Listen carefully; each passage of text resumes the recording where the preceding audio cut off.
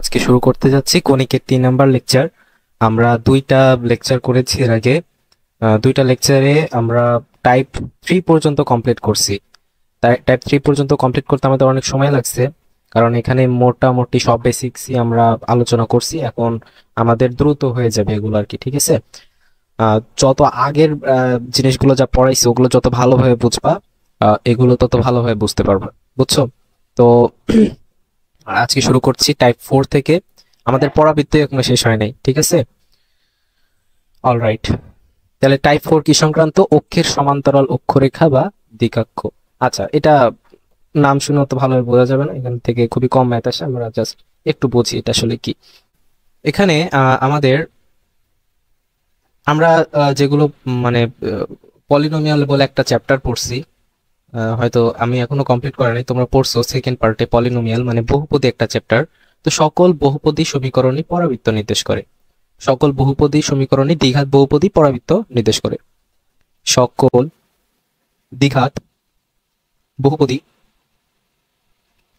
সমীকরণ পরাবৃত্ত নির্দেশ করে। অলরাইট, এখন সকল দ্বিঘাত বহুপদী কেন পরাবৃত্ত নির্দেশ করে? কারণ দ্বিঘাত বহুপদীর সমীকরণ যদি আমরা জেনে থাকি, দ্বিঘাত সমীকরণ দ্বিঘাত বহুপদীর সমীকরণ হচ্ছে এরকম: a x square plus B x plus C equals to তোমার দ্বিঘাত বহুপদী মানে এর পাশে কি থাকে, f of x equals to এটা f of x square plus B x plus c. তো f of x equals to আমরা কি ধরি, ওয়াই ধরি, অর্থাৎ a x square plus B x plus C equals to y. তার মানে এখানে দেখো ওয়াই এটার কি একঘাত আর এক্স এর কি দ্বিঘাত। এখানে ওয়াই এর বোঝাচ্ছে একঘাত আর এক্স এর এটা আমরা দেখতে পাচ্ছি দ্বিঘাত। এখন কিসের কোন কণিকের সমীকরণে একটা চলকের একঘাত আর এক চলকের দ্বিঘাত থাকে? পরাবৃত্তের। তো সকল যে আছে, সকল দ্বিঘাত বহুপদী সমীকরণ আছে, সবগুলোই পরাবৃত্ত নির্দেশ করে এই কারণে। তো আমরা বুঝতে পারছি যে এই যে এই দ্বিঘাত সমীকরণ X square plus B x plus C equals to Y, এটা আমরা বুঝতে পারছি এটা হচ্ছে ওয়াই অক্ষের সমান্তরাল। ওয়াই অক্ষের সমান্তরাল পরাবৃত্ত নির্দেশ করছে, সমান্তরাল পরাবৃত্ত পরাবৃত্ত নির্দেশ করছে। এবং এইটা a y square plus b y plus C equals to x, এটা কি নির্দেশ করবে? এটা নির্দেশ করবে এক্স অক্ষের সমান্তরাল পরাবৃত্ত, কারণ এখানে এক্স এর একঘাত আর এখানে হচ্ছে ওয়াই এর একঘাত, যার একঘাত পরাবৃত্তটা হয় তার সমান্তরাল। তো আমরা এটুকু যদি বুঝি, তাহলে মোটামুটি আমরা এই টাইপের ম্যাথগুলো করতে পারবো। কি বলা হয়েছে? বলা হয়েছে যে y equals two ax square plus bx plus c পরাবৃত্তটির শীর্ষ 2-3 বিন্দুতে অবস্থিত। 2-3 বিন্দুতে অবস্থিত। এখন শীর্ষ 2-3 বিন্দুতে অবস্থিত এবং এটি 0.5 বিন্দু দিয়ে অতিক্রম করে। b এর মান কত? আচ্ছা বোঝো, এখানে পরাবৃত্তটা আমরা দেখে বুঝতে পারছি, যেহেতু y এর একঘাত, এই যে y এর একঘাত আর x এর দ্বিঘাত, তাহলে আমরা এটা বুঝতে পারলাম যে পরাবৃত্তটা y অক্ষের সমান্তরাল, কারণ y এর একঘাত আর x এর দ্বিঘাত। x এর যদি দ্বিঘাত হয় আর y এর যদি একঘাত হয়, তাহলে পরাবৃত্তটা কি y অক্ষের সমান্তরাল। আর যদি x এর একঘাত হয়, তাহলে পরাবৃত্তটা x অক্ষের সমান্তরাল, যার একঘাত তার সমান্তরাল। তো আমরা y এর একঘাত এটা দেখে বুঝতে পারছি পরাবৃত্তটা কিসের সমান্তরাল? y অক্ষের সমান্তরাল। এখন y অক্ষের সমান্তরাল এই পরাবৃত্তটার শীর্ষ হচ্ছে 2-3, এটা হচ্ছে শীর্ষ, এবং এটি 0.5 বিন্দু দিয়ে অতিক্রম করে। তাহলে আমরা যদি এরকম একটা পরাবৃত্ত কল্পনা করি, মানে যে পরাবৃত্তটা সমীকরণ দেওয়া আছে, পরাবৃত্তটা মোটামুটি এরকম বলছে যে পরাবৃত্তটার শীর্ষ বিন্দু হচ্ছে এইটা কত, 2-3 বিন্দু এরকম হবে। y অক্ষের যেহেতু সমান্তরাল, তাহলে পরাবৃত্তটা এরকম হবে। এবং পরাবৃত্তটার মূল বিন্দু কততে অবস্থিত? পরাবৃত্তের মূল বিন্দুটা -2-3 বিন্দুতে অবস্থিত, এবং পরাবৃত্তটা 0.5 বিন্দু দিয়ে অতিক্রম করে। মনে করি যে এই বিন্দুটা হচ্ছে 0.5 বিন্দু। ঠিক আছে, তাহলে আমাদের যে প্রশ্নের কথা বলেছে সেই প্রশ্নে আমাদের ফিগারটা এরকমই মনে হচ্ছে, পরাবৃত্তটা এরকম, এবং পরাবৃত্ত সমীকরণটাও দেওয়া আছে। এখন বলেছে বি এর মান কত, বি এর মান কত। আচ্ছা, আমরা এখান থেকে একটা সমীকরণ বের করতে পারবো এবং সেই সমীকরণটাকে এই সমীকরণের সাথে কম্পেয়ার করে বি এর মান নির্ণয় করবো। আচ্ছা, এখানে তাহলে সমীকরণটা কি হচ্ছে, এটার সমীকরণ, এটা যেহেতু ওয়াই এর সমান্তরাল, তাহলে ওয়াই এর এক ঘাত আর এক্স এর দ্বিঘাত, তাহলে এটার যদি আমরা সমীকরণ নির্ণয় করতে চাই তাহলে কেমন হবে, যেহেতু ওয়াই এর সমান্তরাল তাহলে ওয়াই এর এক ঘাত, তাহলে এক্স এর হবে দ্বিঘাত, এক্স মাইনাস শীর্ষ কত, শীর্ষ হচ্ছে -2, তাহলে এটা হবে এক্স মাইনাস আলফা, তাহলে মাইনাস মাইনাস প্লাস এর square, 4a Y minus Y 1, Y minus Y 1 মানে শীর্ষ, কত 3। তাহলে ওই পরাবৃত্তের সমীকরণটা এরকম হয়, তাই কিনা। এখন পরাবৃত্তটা 0,5 বিন্দুগামী, তাহলে 0,5 বিন্দুগামী, তাহলে 0,5 বিন্দুগামী যদি হয় তাহলে পরাবৃত্তটা এই 0,5 বিন্দু দ্বারা কি হয়, সিদ্ধ হয়, তাহলে সিদ্ধ করাও 0,5 বিন্দু দ্বারা, তাহলে এখানে কত হচ্ছে 4, 2 এর পরিষ্কার দিলে 4a ওয়াই মাইনাস 3 মানে 5 মাইনাস 3, তাহলে কত থাকে 2, তাহলে এখানে 4 ইকুয়ালস টু 8a, তাহলে a ইকুয়ালস টু থাকছে কত, a ইকুয়ালস টু থাকছে 1/2। তাহলে এর মানটা 1 নং এ বসাও, এর মান যদি 1 নং এ বসাও তাহলে তুমি পাশে পাবা x প্লাস 2 এর whole square equals to 4 1/2 y minus 3। 1 নং এ তুমি শুধুমাত্র এর মানটা বসাই দিলা। এবার তুমি ক্যালকুলেশন করো, ক্যালকুলেশন করে এই সমীকরণটাকে ওই যে আমাদের প্রশ্নে যে সমীকরণটা আছে সেটার মতো করো, তারপর আমরা কম্পেয়ার করব। আমরা দেখো এখানে কম্পেয়ার করব যেটা এক্স এর এক ঘাতের সহগ কি বি, তাহলে এই সমীকরণ এক্স এর এক ঘাত যেটা আসবে সেটাই হচ্ছে বি এর মান, কারণ এই সমীকরণ আর ওই সমীকরণ একই সমীকরণ নির্দেশ করছে, ওই সমীকরণের শর্ত অনুযায়ী আমরা এই সমীকরণ পাইছি। তাহলে এখানে x square plus 4x plus 4 equals to পাশে 2y মাইনাস 6। অলরাইট, ক্যালকুলেশন করো, সিম্পল ক্যালকুলেশন, এখানে x square plus 4x plus 4, এই পাশে 6 আসলে এই পাশে হচ্ছে প্লাস 6 ইকুয়ালস টু কত 2y। এই সমীকরণে দেখো যে এক পাশে y আছে, বাকি সব পাশে সবকিছু, তাহলে এক পাশে জাস্ট y রাখবো, বাকি সব পাশে সবকিছু বাড়িয়ে দেবো। y equals two 1/2 x square 2 দ্বারা ভাগ হবে প্লাস 2x, এখানে 6 আর 4 10 হইতো বাট 2 দ্বারা ভাগ করে হচ্ছে কত 5।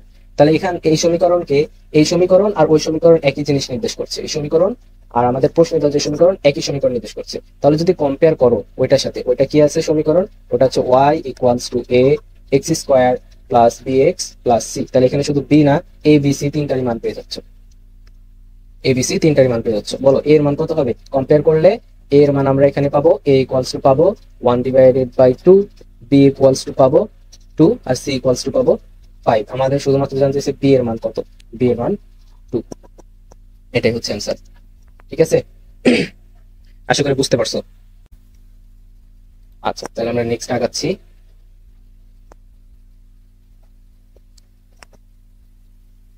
এরপর 2 নাম্বার থেকে তোমরা করবা।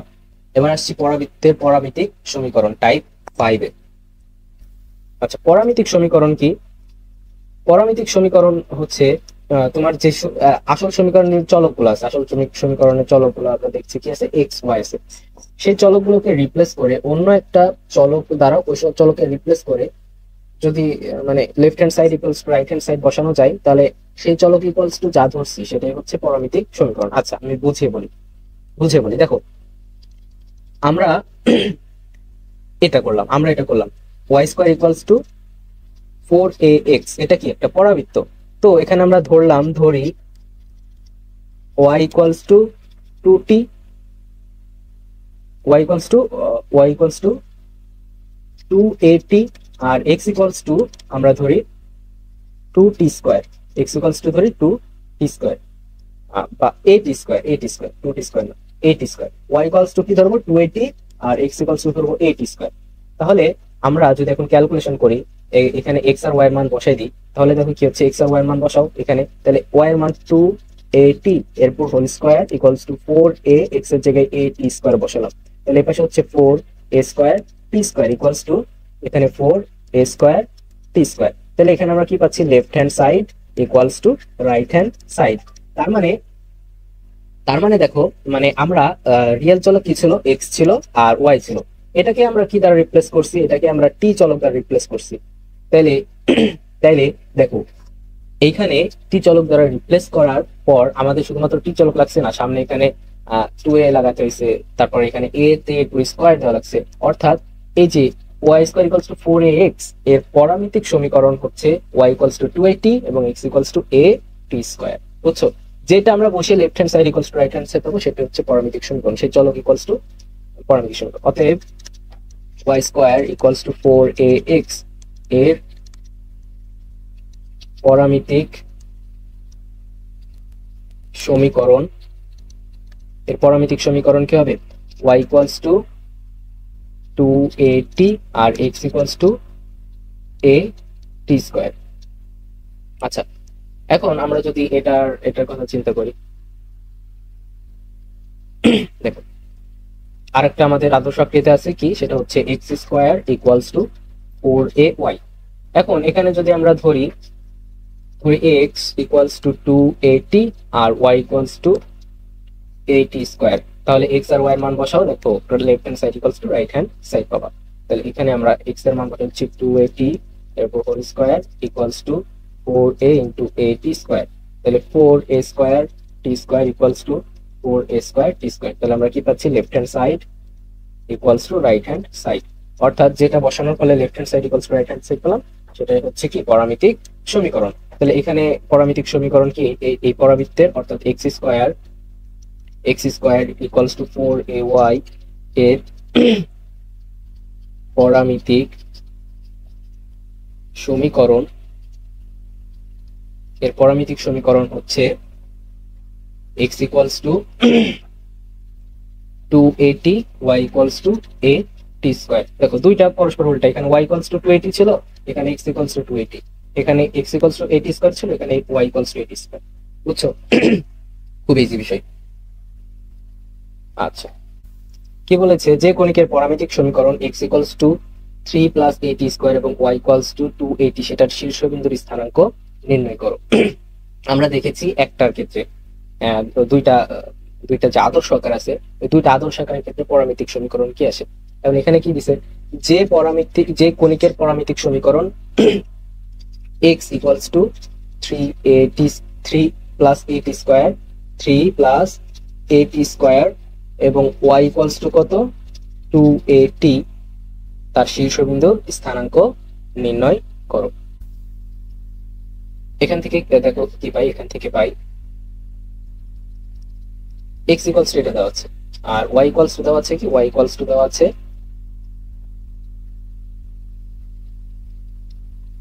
y ইকুয়ালস টু দেওয়া আছে y ইকুয়ালস টু 2at।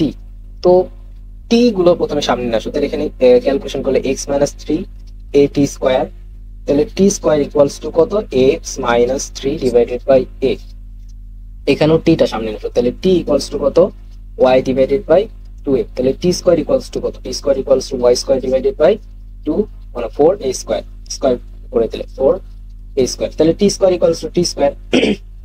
তাহলে আমরা এখন কি বলতে পারি? t স্কয়ার ইকুয়ালস টু যেহেতু t স্কয়ার, তাহলে আমরা বলতে পারি x minus 3 divided by a equals to y square divided by 4a square.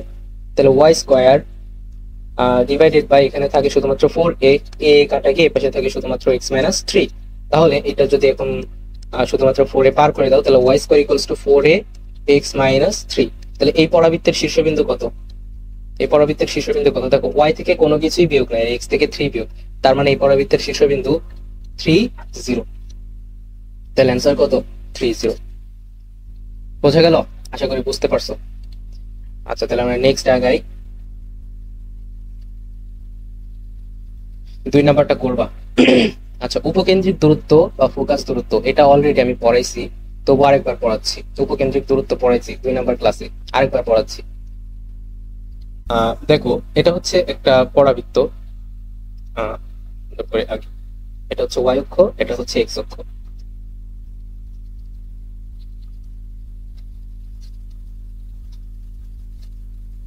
Suppose এটা হচ্ছে একটা পরাবৃত্ত।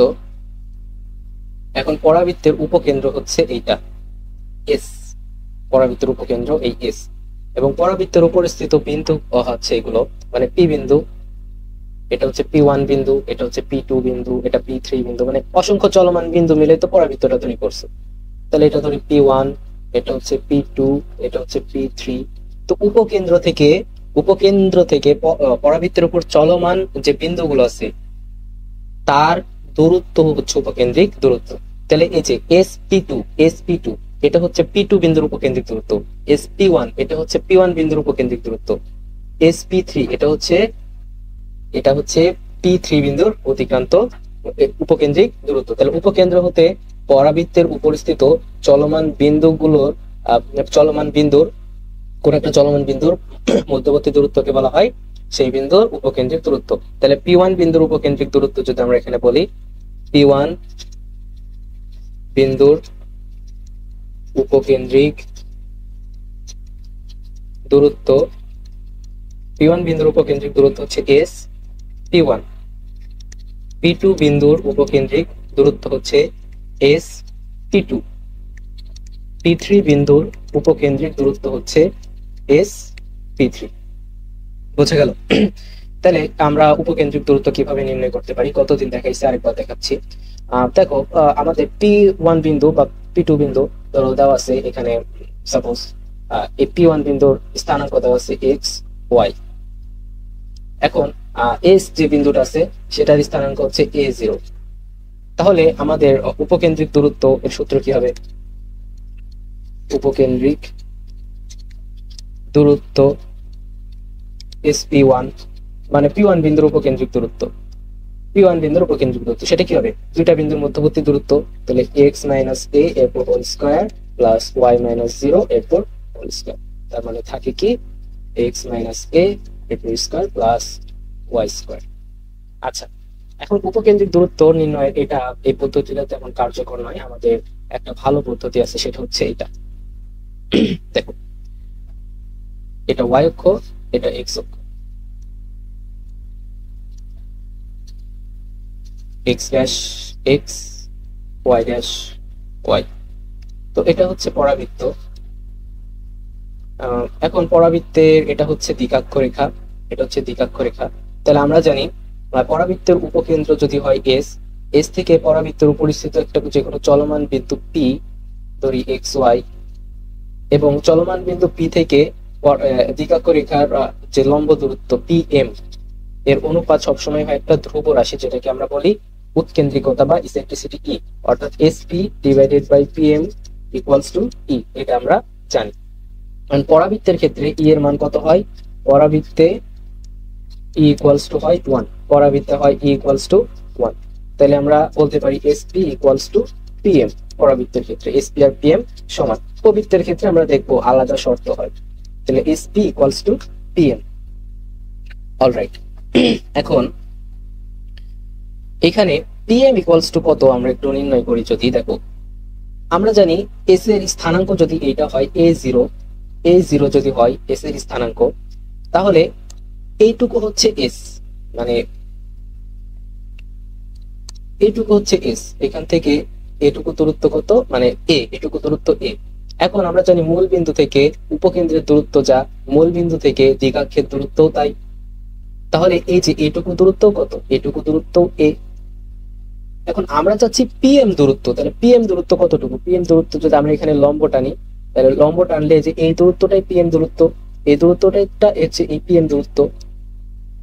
তাহলে PM দূরত্বটা কত? এইটুকু হচ্ছে A, এটুকু কত? এটুকু A, এবং এইটুকু হচ্ছে X, এটুকু কত? X, কারণ এই যে P বিন্দুর স্থানাঙ্ক কত? XY। তাহলে এটুকু কত? এটুকু হচ্ছে X। আমরা যদি ইন্ডিকেট করে দিই, এইটুকু হলো X, অর্থাৎ PM এটা ইকুয়ালস টু আমরা কি লিখতে পারবো? PM ইকুয়ালস টু লিখতে পারবো A + X। এখন SP টা কি? SP কেন্দ্রিক দূরত্ব। তাহলে আমরা P বিন্দুর উপকেন্দ্রিক দূরত্ব পেয়ে গেলাম A + X। অর্থাৎ এখন এই পরাবৃত্তটা কেমন পরাবৃত্ত? পরাবৃত্তটা হচ্ছে y² = 4ax। এই পরাবৃত্ত কেন? কারণ x অক্ষের সমান্তরাল এবং শীর্ষ মূল বিন্দুগামী, অর্থাৎ y² = 4ax। পরাবৃত্তের উপকেন্দ্রিক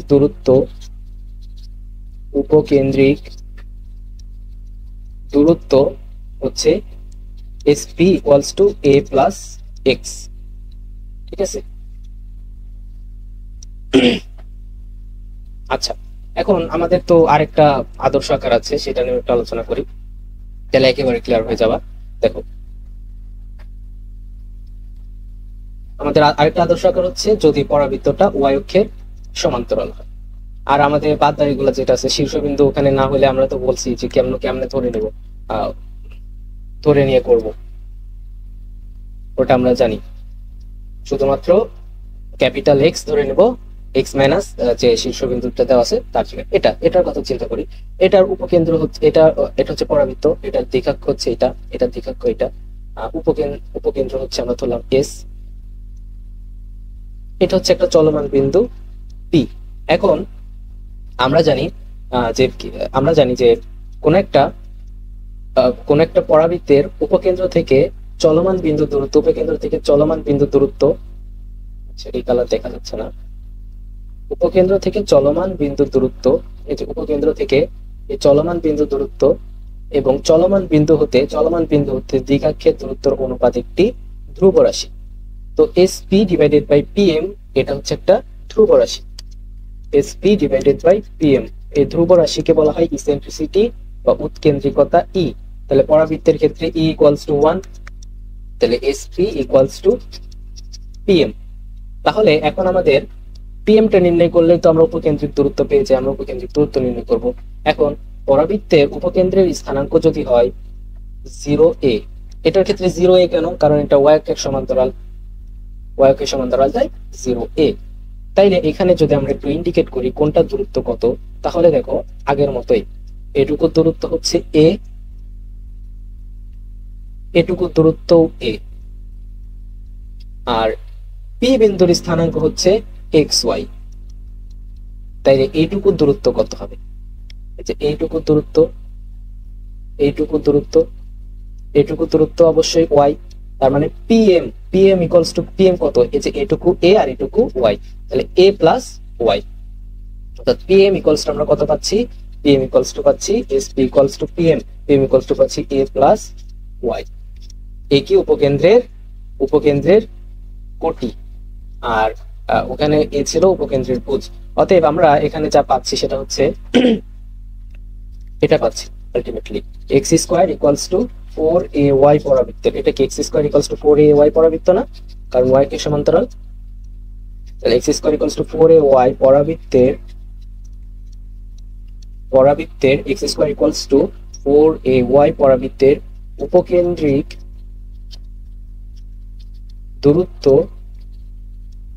দূরত্ব SP equals to a plus y।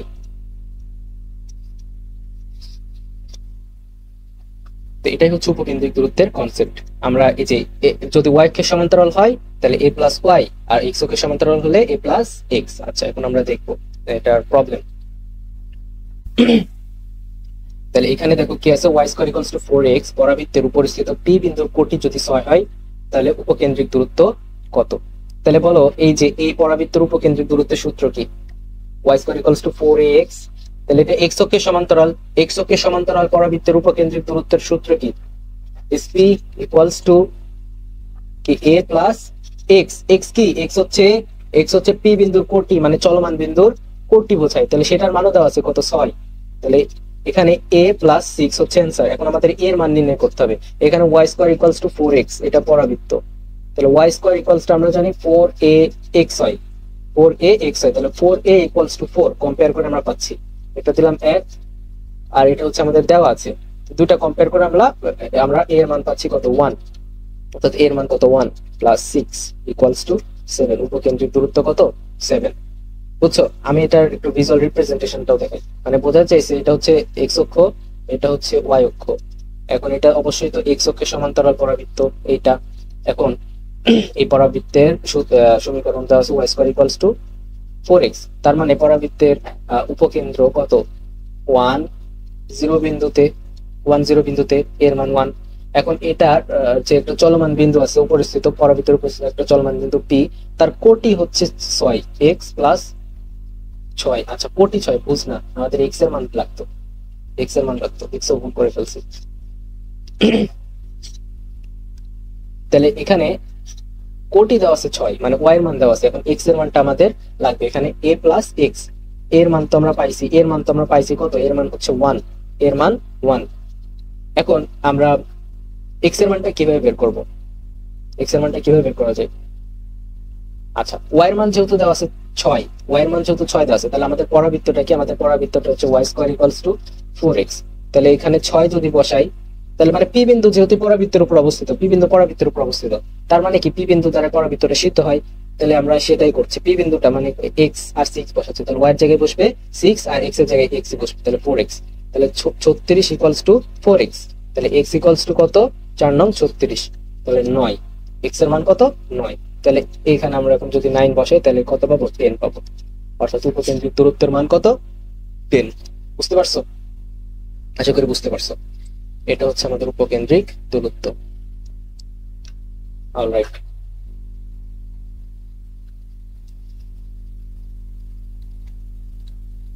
এবার আসি 2 নাম্বারটা তোমরা করবা।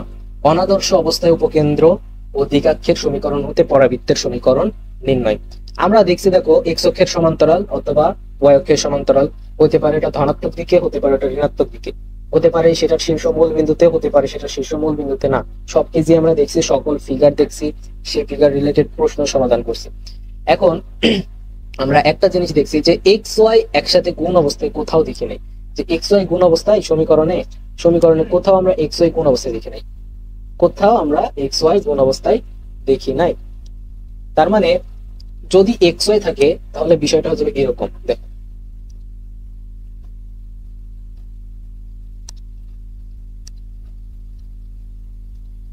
এই যে এখানে কি আছে? এক্স ওয়াই গুণ অবস্থায় আছে।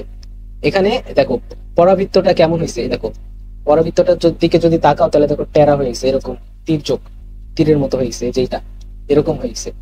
তার মানে যদি তোমার অনাদর্শ অবস্থা বলতে হচ্ছে কোন অক্ষেরই সমান্তরাল না, পরাবৃত্তটা কোন অক্ষেরই সমান্তরাল না, এরকম হলে কি হবে? এই রিলেটেড এগুলা হচ্ছে একেবারে কঠিন মানে টাইপ, ঠিক আছে? তো এই রিলেটেড প্রবলেম আসে না, এই রিলেটেড কোনো কনসেপ্ট পড়ার দরকার নাই।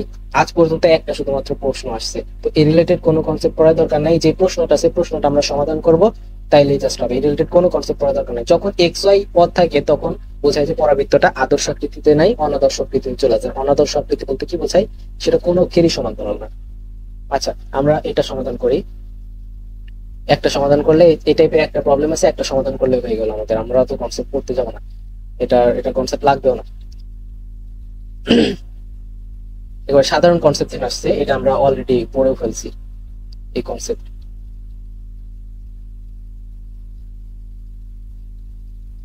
কি বলেছে? উপকেন্দ্র 2 এবং নিয়ামক রেখার সমীকরণ এইটা হলে পরাবৃত্তের সমীকরণ কত? মানে দেখো উপকেন্দ্র যদি হয় 2, উপকেন্দ্র যদি মানে মনে করো পরাবৃত্তটা এইটাই, মনে করো পরাবৃত্ত এইটাই, এটা হচ্ছে পরাবৃত্ত। এখন পরাবৃত্ত, আচ্ছা এটা বোঝার আগে এটা তো এক্স অক্ষের হতে পারে সমান্তরাল, ওয়াই অক্ষের সমান্তরাল হতে পারে। উপকেন্দ্র কত বলেছে? 2, তাহলে 2 বিন্দু কোথায় হয়? এখানে হয়। 2 বিন্দু এখানে হয়, তার মানে তোমাকে বলেই দিচ্ছে পরাবৃত্তটা কোন অক্ষের সমান্তরাল? এক্স অক্ষের সমান্তরাল। উপকেন্দ্র যদি এখানে হয় তাহলে পরাবৃত্তটা অবশ্যই এইরকম হবে, এরকম হয় পরাবৃত্তটা, এক্স অক্ষের সমান্তরাল হবে। তাহলে উপকেন্দ্র 2 এবং নিয়ামক রেখা x+2 রেখার সমীকরণ কি? x+2 = 0। এটার সমীকরণ কি? x = -2। তার মানে x অক্ষকে ছেদ করে এবং কত দূরে? -2 একক দূরে। তার মানে পরাবৃত্তের দ্বিঘাক্ষ রেখার সমীকরণ বা নিয়ামক রেখার সমীকরণ হচ্ছে এইটা, এইটা। এটা হচ্ছে কত? এটা কি? এটা হচ্ছে x+2 = 0 রেখা। এখন আমরা মনে করি পরাবৃত্তের উপর চলমান একটা বিন্দু হচ্ছে P(x,y), তাহলে এটা হচ্ছে দ্বিঘাক্ষ, এটা হচ্ছে উপকেন্দ্র। উপকেন্দ্র থেকে চলমান বিন্দু দূরত্ব এবং চলমান বিন্দু থেকে দ্বিঘাক্ষের দূরত্বের অনুপাত কি? একটা ধ্রুব রাশি, যেটাকে বলা হয় E। পরাবৃত্তের ক্ষেত্রে E এর মান 1। তাহলে SP/PM = E। পরাবৃত্তের জন্য E এর মান 1, মানে উৎকেন্দ্রিকতা পরাবৃত্তের কত? 1। তাহলে SP = কত? PM। SP = PM। and SP দূরত্ব, SP কত হবে? SP হচ্ছে x-2 প্লাস y², কারণ উপকেন্দ্রের কোটি 0। PM হচ্ছে xy বিন্দু থেকে এই রেখার দূরত্ব। তাহলে xy বিন্দু থেকে এই রেখার দূরত্ব কত হবে? x+2 হবে, মানে x এর জায়গায় x, y এর জায়গায় y বসাতে হয়, ডিভাইডেড বাই √x এর সহগের পুরো স্কয়ার প্লাস y এর সহগের পুরো স্কয়ার। y এর সহগ কত? 0। এটা হচ্ছে দূরত্ব। অলরাইট, এখন উভয় পক্ষকে আমরা যদি বর্গ করি তাহলে এই পাশে পাই x square minus 4x plus 4 plus y square, এই পাশে পাই মানে 1 এর পুরো স্কোয়ার দিলে 1 হয়, √1 মানে 1 হয়, তাহলে এই পাশে পাচ্ছি x প্লাস 2 এর পুরো হোল স্কোয়ার, তাহলে x square plus 4x plus 4, x square কাটাকাটি, তাহলে তোমার ওয়াই স্কোয়ার এই 4x আর এই মাইনাস 4x মিলে হচ্ছে এই পাশে এসে মাইনাস 8x, এই 4 কাটাকাটি, অর্থাৎ আমরা যে পরাবৃত্তটা পাচ্ছি সেটা কি ওয়াই স্কোয়ার মাইনাস 8x। বুঝছো? এটা হচ্ছে পরাবৃত্তের সমীকরণ নির্ণয় করার শর্ত। পরাবৃত্তের সমীকরণের জন্য এটা আমরা ইউজ করবো, সমীকরণ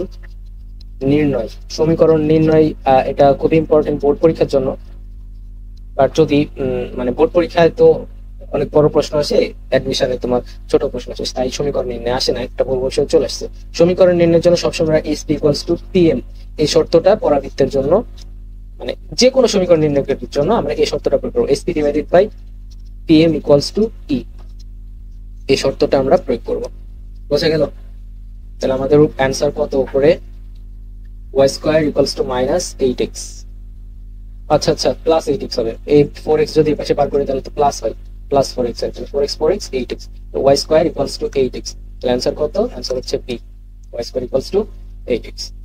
আশা করি বুঝতে পারছো। তাহলে এর মাধ্যমে আমাদের কণিকের এই অংশটা শেষ, পরাবৃত্ত অংশটা শেষ। আগামী ক্লাস থেকে উপবৃত্ত শুরু করবো ইনশাআল্লাহ।